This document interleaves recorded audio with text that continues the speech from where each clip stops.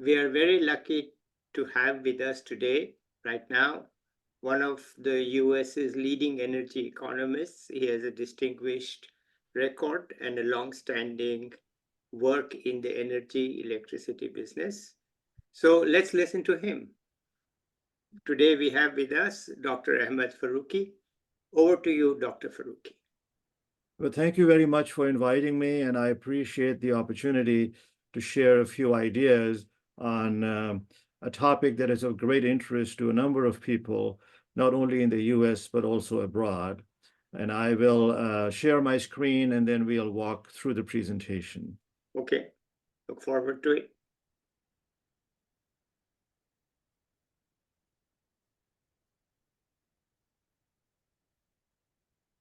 Okay, we are ready.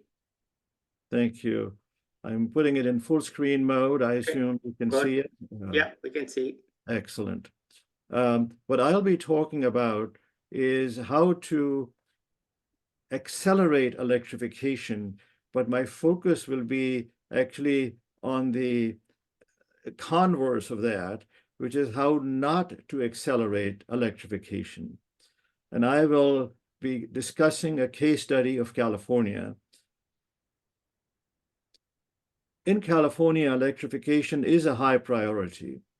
Just by way of background, let me say that California is the largest state in the US. And if it was a separate country, its economy would be the fifth largest in the world. And it has a population of nearly 40 million people. So California is a state that a lot of people look upon as a role model for managing climate change, because that is one of the top priorities of what is we call the Golden State. The Golden State is a major producer and consumer of fossil fuels today, and shifting to electrification is going to take time and effort and money. Electrification is important because it has been shown by a number of studies, by a number of experts, not only in the US but abroad, that it is one of the best ways to reduce harmful carbon emissions from burning fossil fuels.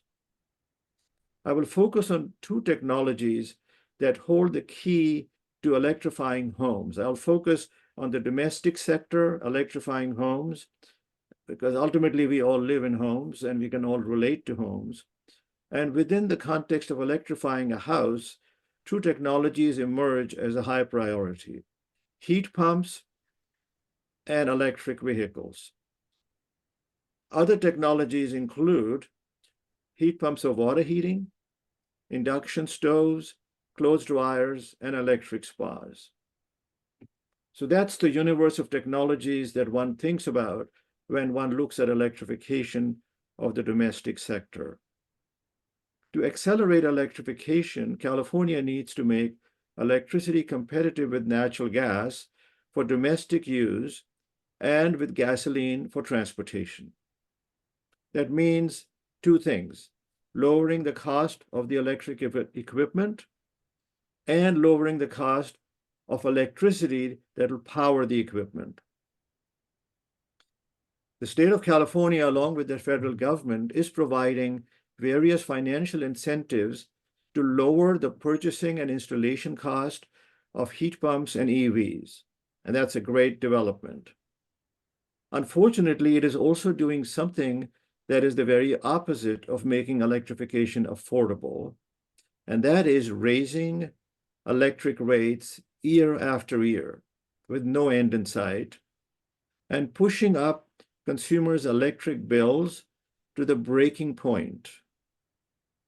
To make matters worse, it has come up with two solutions to the affordability challenge that are actually going to do the opposite. They will make matters worse. I'll focus on one of the three large utilities in California, Pacific Gas and Electric Company, very well known, I think, to most people around the globe. Yes, sure. Yeah, there are books and books that have been written about it. Even a movie has been made. Yes. It is also my own utility, so I have known it both as a consumer and as an energy expert. Yes. And in the interest of full disclosure, they've also been my client over the years on a number of projects. At various times, I have worked with 100 to 300 people at Pacific Gas and Electric Company over the last 40 years. So I know it very well. I have never worked at the utility, but I've certainly feel like I have worked with the utility. They serve 5.5 million electric customers and 4.5 million gas customers in Northern California. Their electric rates, for one reason or the other, have doubled over the past decade. They were high to begin with, and they're even higher now. For example, to promote electric car charging during the midnight window onwards, they have a rate that is specially designed to lower the cost of charging during the off-peak hours. It goes with the interesting nomenclature of EV2-A. The off-peak rate in this time of use rate is now 34 cents a kilowatt hour, double what it was just 5 years ago. It is actually higher than the peak price being charged by most utilities in the US.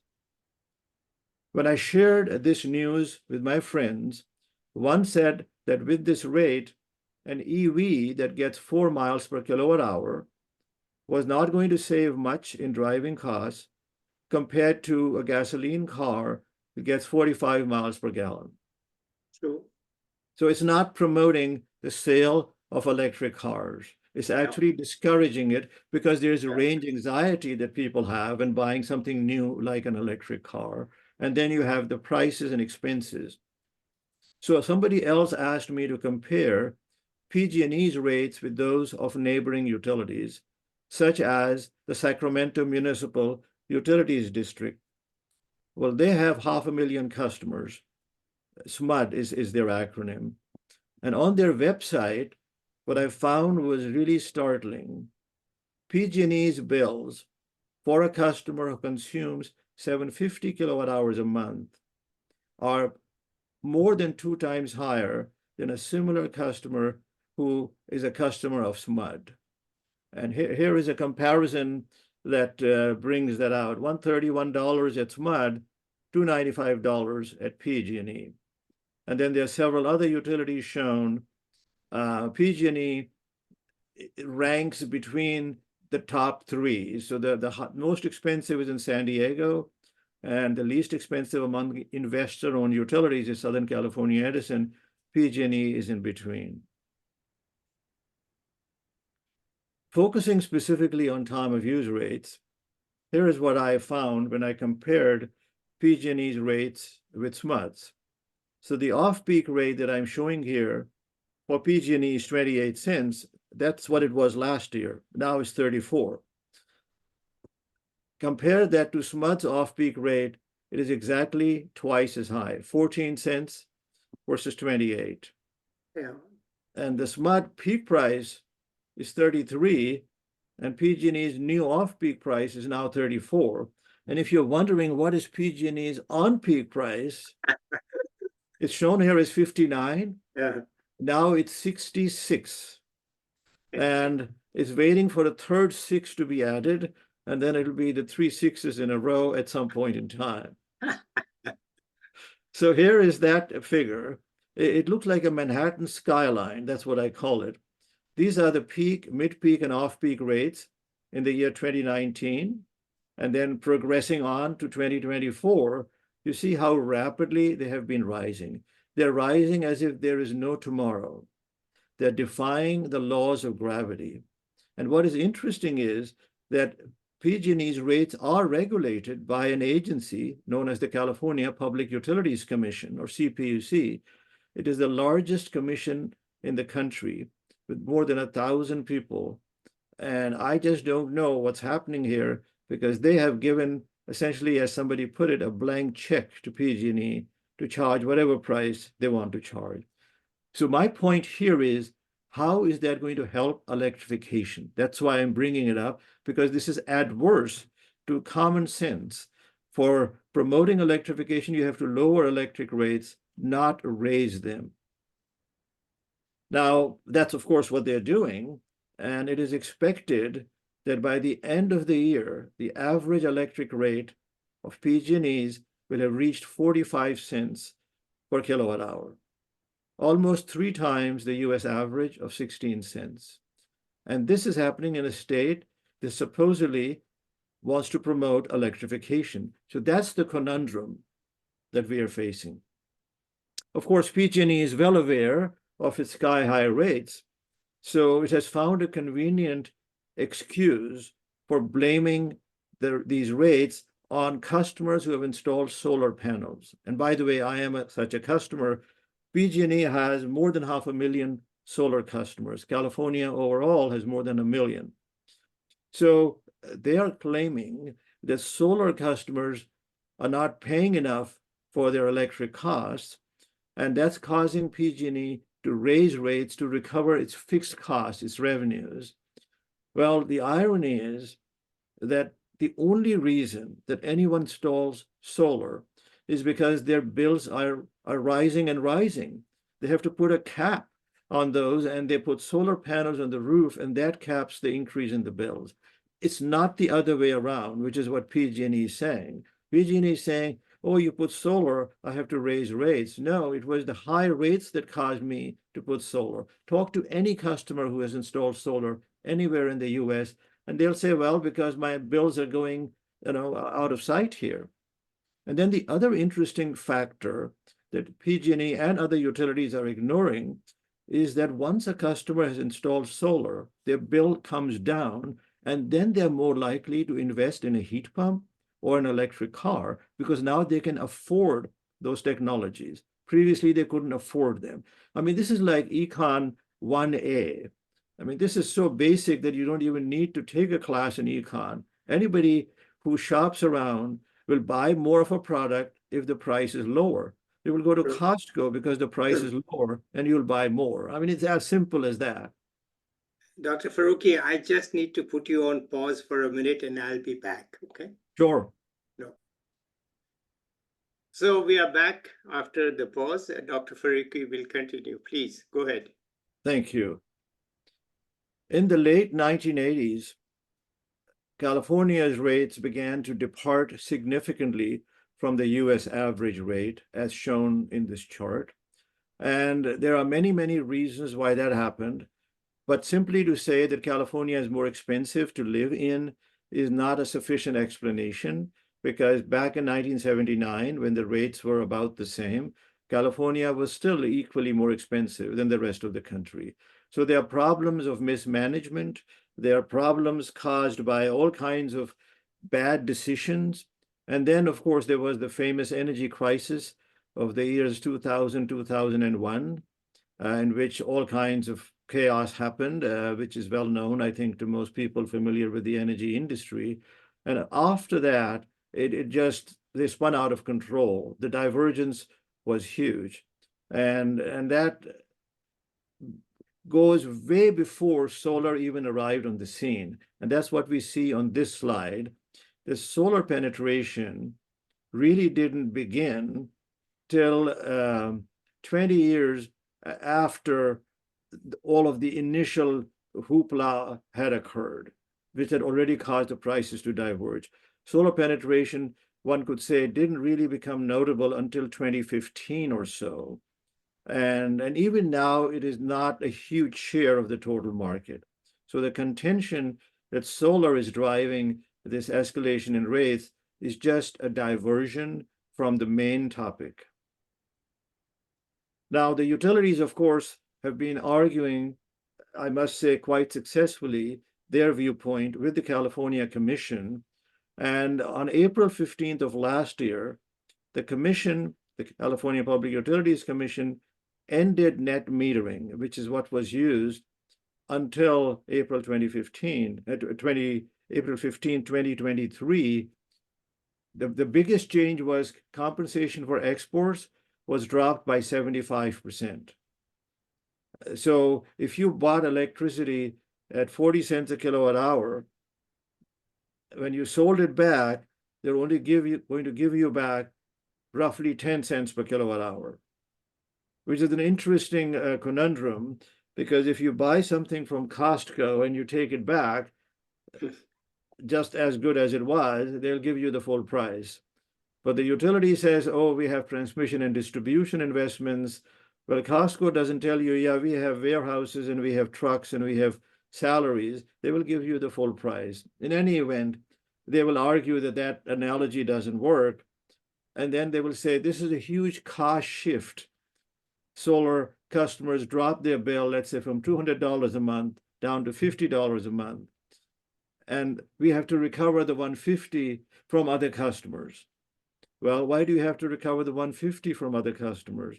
What if that customer just moved somewhere else? What if they downsized their house? What if they put in really energy efficient equipment? Their usage would go down. Would you then say, oh, there's a cost shift? I mean, the utility costs are not as fixed as they claim them to be. So in any event, unfortunately, they convinced the commission that solar was a bad thing and dropped the export compensation. And so I had said, and many others had said, that this is going to cause solar to become very unattractive as an investment for households, because half of the savings come from export compensation. And if you drop that by 75%, we have dropped their overall savings by 35 to 45%. The payback period is nearly doubled on that investment. And then they kept saying, no, you don't know what you're talking about. Well, I am not the only one who said it. And sure enough, as we look at the data, there has been an 80% drop in solar installations in the first 6 months following this change in rules. So basically, what the commission was saying is, we want to make customers invest in batteries. Once they invest in batteries, they don't need to export. They can keep the power for themselves.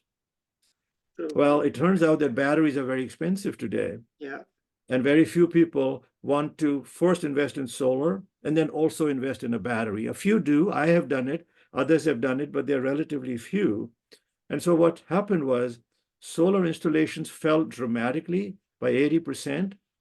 And the 20% who still installed it, about half of them installed batteries because they were forced to.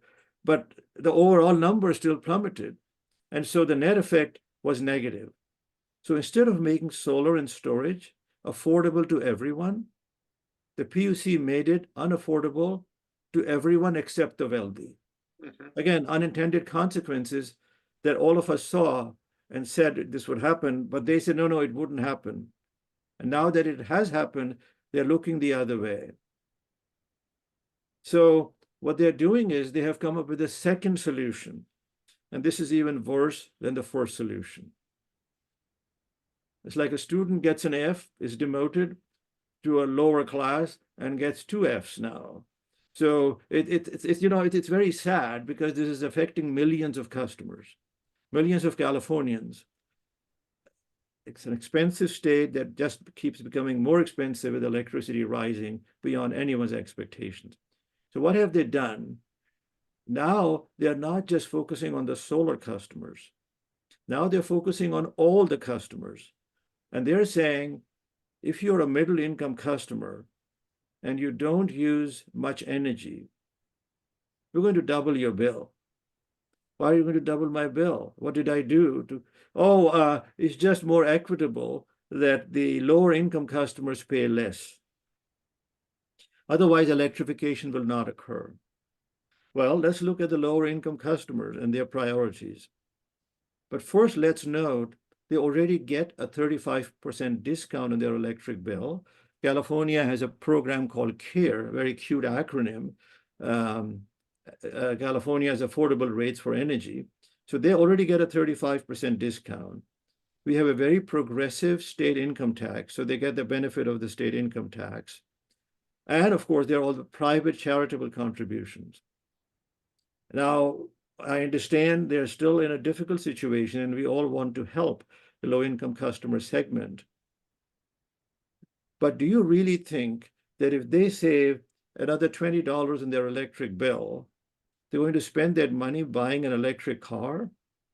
Most of them don't even own a car. Do you think they will invest in a heat pump? Well, most of them don't even own their house, they rent a house. And a heat pump is thousands of dollars. So their priorities are food, clothing, shelter, and transportation. That's where the savings of $20 a month or $30 a month is going to go. It will not help electrify California. So once again, they come up with an idea that looks initially appealing, but ultimately is not appealing. And at this point, it has not yet been approved. It is still under consideration. So that's why this conversation is very relevant, because this could influence the way California moves in the future. So let me begin by briefly talking about fixed charges as to what they are. Fixed charge is like a subscription fee. It's like you're a Costco member, you have an annual membership fee of $20, $25 a month. In return, you get lower prices. Utilities, most of them do have a fixed charge to cover the cost of metering, billing, and customer care. In other words, the phone calls that occur. Across the nation, we looked at a database which has fixed charges for 173 investor-owned utilities, or IOUs. They're rank ordered here. The median is under $11 a month, 10.84 per month to be exact. So right now in California, the 3 investor-owned utilities, 2 of them have a $0 fixed charge, literally zero. And the third one has like 94 cents. So the median is $0, you could say. 0, 0, and 0.94. The national is 10.84. So when the utility said, we're going to propose some fixed charges, there was a lot of interest to see what values were they going to propose. So PG&E proposed an average fixed charge of $53 a month. The national median is 11, and PG&E's current number is $0. So that's like a huge jump. They knew politically it wouldn't work. So what they did was they said, we're going to base it on income. The low-income customers will pay $15, and the upper middle-income customers will pay $92. And then the others are in between. And the table also shows the values that the other 2 utilities are charging. But let's stay focused on PG&E. So 53 is the average, and it ranges from 15 to 92. So the first question that arises is, where are you going to get the income data? Income data is confidential. Well, they have said they will hire a third party that will contact the taxation agency and the utility and create a bridge. And it'll cost a lot of money, and there might even be errors, and there will be no way to verify or check the numbers. It has never been done anywhere else in the US. And then comes the second question, which is, why are you basing the charge on income? It doesn't cost more to serve an upper middle income customer than a lower middle income customer, beyond what their consumption data tells you. The upper middle income customer is going to consume more and they will pay more. Why base the fixed charge on their income? Nobody else has done it. This is a unique proposal invented in California. So here is a quick cross-sectional comparison. The US median is on the very left, 10.84. And then you will see PG&E today, 0.00. It's towards the right of the chart. And then you'll see their average proposed number. Then you'll see their highest proposed number. And then you'll see what Los Angeles Department of Water and Power is charging. That's the largest municipal utility in the US. They're charging $15. SMUD, $23.50, but keep in mind their energy prices are significantly lower. So PG&E's proposal really just stands out. It towers over all of the other charges with no cost justification. And why are they doing it? Supposedly to promote electrification. Will it? I don't think so. Why not? Because what they're doing is, if your bill was $200, they're going to reduce it by a third and then they're going to slap on top a fixed charge because they still want to recover their lost revenue. And so what will happen is, yes, low-income customers will see lower bills, but as I said, their savings will not be enough for electrification to become affordable, and most of them are renters and don't own cars, so it's kind of an irrelevant exercise anyway. What about other customers? What about customers who live by themselves, single-person households? What about young couples living in apartments? What about families living in energy-efficient homes or homes with solar panels? In other words, people who have low bills compared to the average customer. Well, if they are middle-income customers, their bills are going to rise astronomically. And why should we be punitive to customers who are using energy efficiently? Now, how much will they be hit? So let's look at customers whose incomes, household incomes, are above 150,000, which, by the way, in California is a middle income customer. It's not a high income customer. Not in California, right? Yeah, I mean, with the housing prices being what they are, and suppose you are a young couple with a couple of kids, that budget is a very tight budget. Yeah. So if your current bill happens to be $200 or lower because you're efficient and frugal, then these are the percentage increases that will occur in your bill. Let's look at the $50 number. So this is a customer who may have a small apartment in San Francisco where there's no air conditioning. Their bill might be $50 a month, a single person. Their bill is going to go up by 140%. Or there could be a customer in a suburban area who has solar on the roof. Their bill might be $50. And their bill is going to go up by 140%. So all of the investment that these people have made in energy efficiency or solar or just being frugal, they'll be hit hard. They'll be punished for doing the right thing.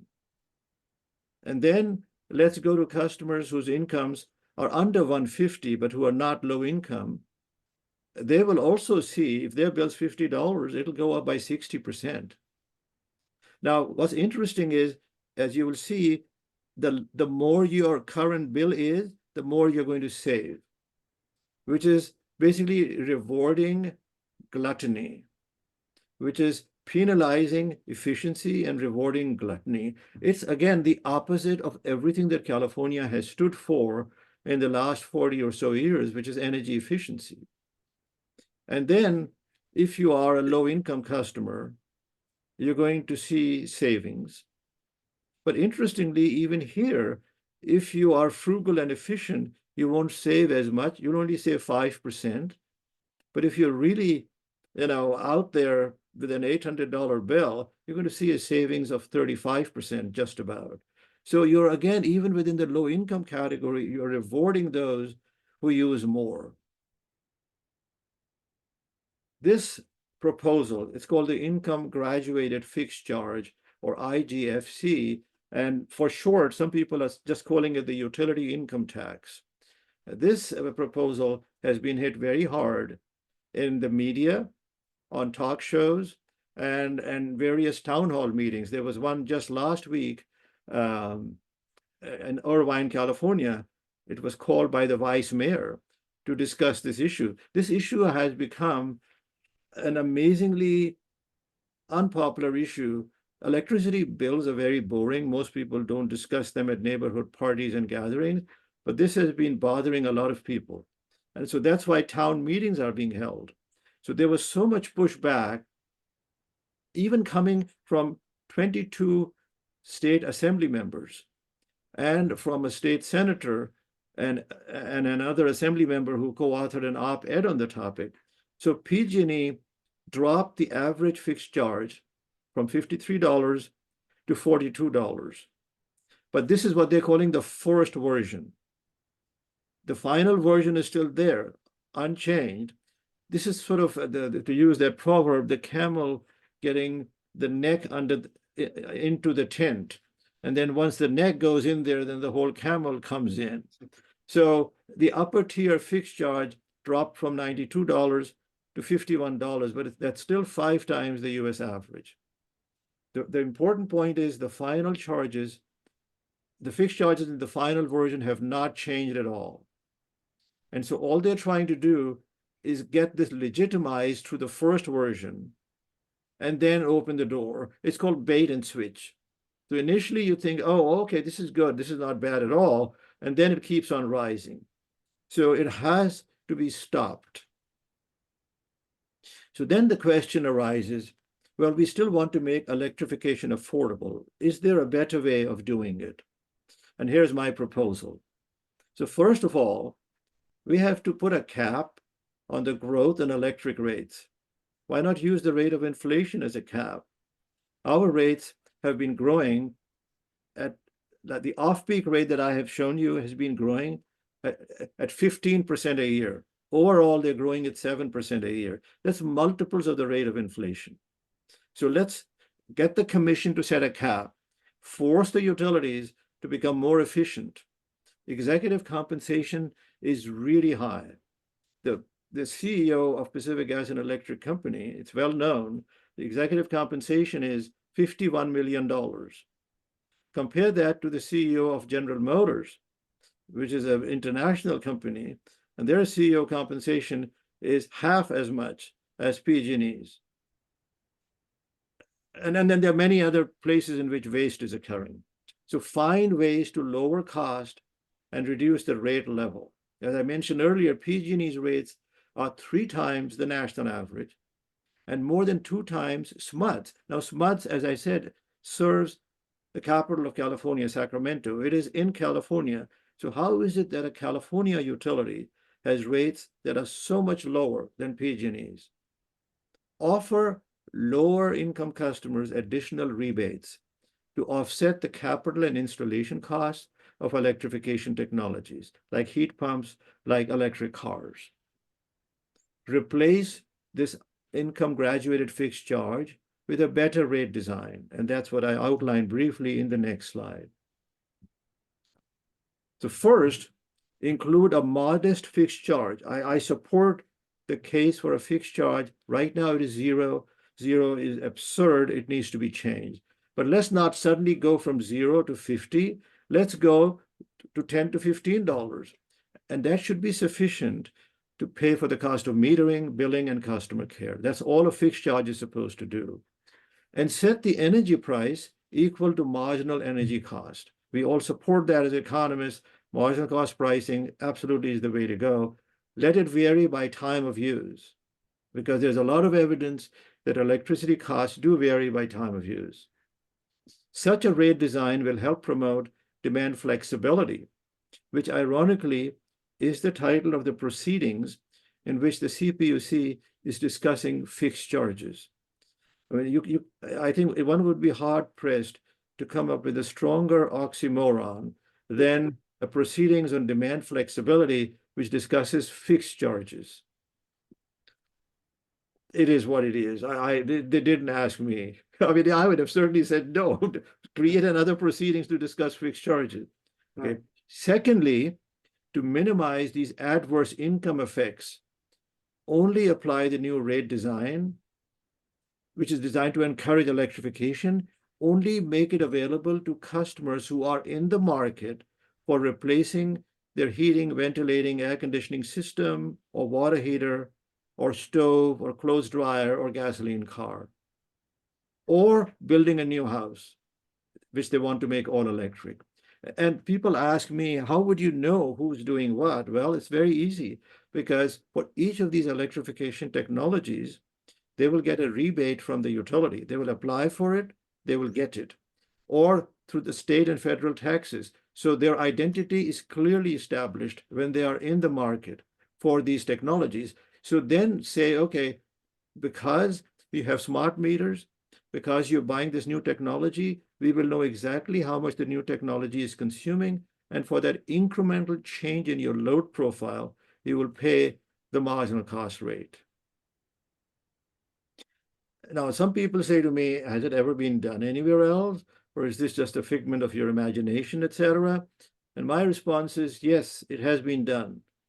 It has not been done for residential customers, but it has been done for commercial and industrial customers in Georgia.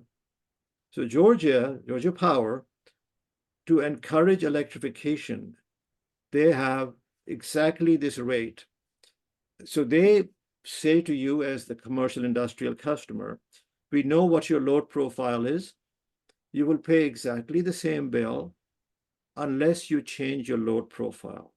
If you grow your load because you're now investing in electric technologies, you will pay the marginal energy price for that incremental load. So that's what I'm proposing here is just a residential version of what Georgia Power has very successfully done for commercial and industrial customers. At the minimum, we need to have a pilot or a test to see if this works.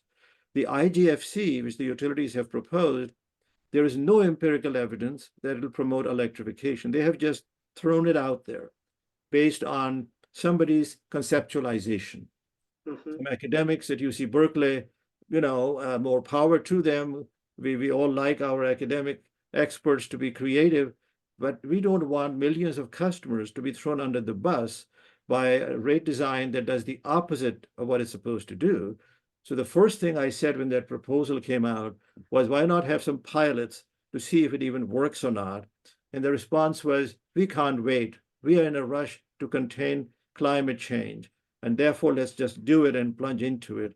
And whenever I hear that, I get concerned, because if we are going to make haste, let's make it slowly, as the saying goes. Okay. And so this is a different variation. I think it's a much better approach. I think it should be tried out through pilots.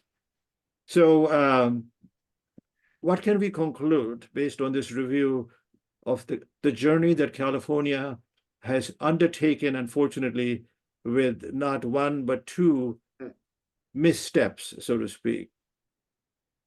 To put it in perspective, California has very strong goals for reducing carbon emissions and promoting electrification. I'm all for that. I fully support it. I think there are many energy experts who support it. We also all know that the biggest barrier to electrification in California is high electric rates. It can't happen with those high electric rates.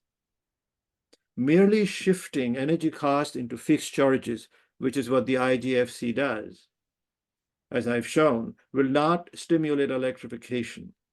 And it'll end up raising bills for efficient customers who just happen to be middle-income customers. To make electrification affordable, the state should make rooftop solar panels more attractive, not less attractive, because we have a lot of empirical evidence that people with solar panels also are the first ones to electrify by buying electric cars and heat pumps. The state needs to abandon this income graduated fixed charge and focus instead on providing opt-in rate that prices incremental uses of electricity associated with electrification at marginal energy cost. At the minimum, we need to have seminars to discuss it, perhaps pilots to roll it out and see if it works. I know it's somewhat untested, but that Georgia Power at least gives us a precedence for industrial and commercial customers. So that's the conclusion. I have included references here to some articles I have written on net metering and on the income graduated fixed charge, and then some general references as well. At some point, I will post the slides, or maybe they can be posted with the video, so people can access those. And it was really very delightful sharing this with you. I think I'll stop the share and revert back to the screen. Thank you, Dr. Faruqui. Most people in my circle don't understand electricity pricing at all. They have no clue as to what it is and how it is done, and this difference between fixed charge, variable charge, and all, it just doesn't register. Okay, but it matters. It matters. What I'm Yeah, saying I is mean, you're absolutely right. Several of my neighbors, relatives, and friends keep asking me, please explain my bill to me. So I sit down with them, and it's clear to me that they have never even taken the time to read it because it is written in hieroglyphics. it It's says very unfriendly. I mean, my own bill, I must tell you, because I have solar with storage, it's 15 pages long. And right, even nobody I, can understand it, nobody wants to understand it. So some of this discussion has to remain within the people with expertise, right? Okay. correct. Otherwise, trying to just explain it to the average person, even highly educated, it doesn't get through. Okay, so Yeah, and all they care about is the total bill. They yeah, don't care how much is fixed and how much is variable, right? right, And right, that's the right, mistake that was right. made in this proposal. They thought customers will distinguish fixed charges from variable charges when they don't even know either charge. Right. Okay. So, So I think you have put forward your ideas very clearly, that, California is on the wrong path, basically. There, we can look at the details and we can try to understand the details on a from a technical perspective, which certainly we can. But overall, they are not going to be able to, by electrification, I take it you mean move from other fossil fuels to electricity, and hopefully the electricity is generated from non-fossil fuel. So that's the social purpose, that stop using natural gas for cooking or heating mhm, water, and shift to solar or renewable electricity. And that's correct. the way to fight climate change. But in it, it's a very tough technical decision as to how to influence people and how to get them to do what you really want them to do. And at the same time, protect your low income customers. So, in short, Correct. I'm posing the challenge so that it's clear what we are faced with. We need to have rates that protect low-income customers, need to give incentive to people who don't look at their bills to, to shift out of fossil fuels into renewable electricity in some Correct. fashion, whether it's charging EVs or it's just rooftop solar or whatever else there Yeah. is.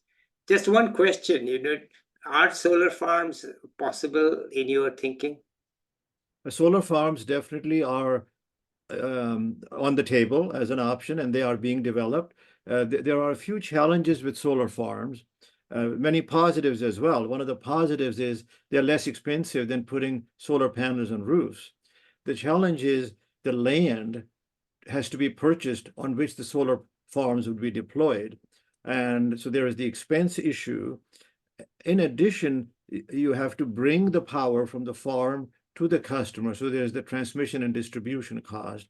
A lot of people are saying we have a lot of empty land in California, a lot of desert. Let's put solar farms there. But people who own the land are not always excited to sell it for putting a solar farm. They'd rather put a real farm and get some revenue that way. So there are trade-offs to be made. But yes, they should be part of a portfolio of options. Right. I mean, I did a lot of work over the years in Saudi Arabia, which was, as we all know, one big desert, and the sun shines like unbelievably intense. So I said, I'm not seeing any solar panels anywhere. Why is that? Well, because they were subsidizing electricity rates to such an extent that it cost a penny a kilowatt hour. It didn't Right. even make sense to turn off your air conditioner when you went on vacation. You just left it running. Right. So if the price of electricity from the grid is so low, then nothing makes sense. But in reality, if you remove the subsidy that Saudi Arabia was putting into it, their electricity was expensive.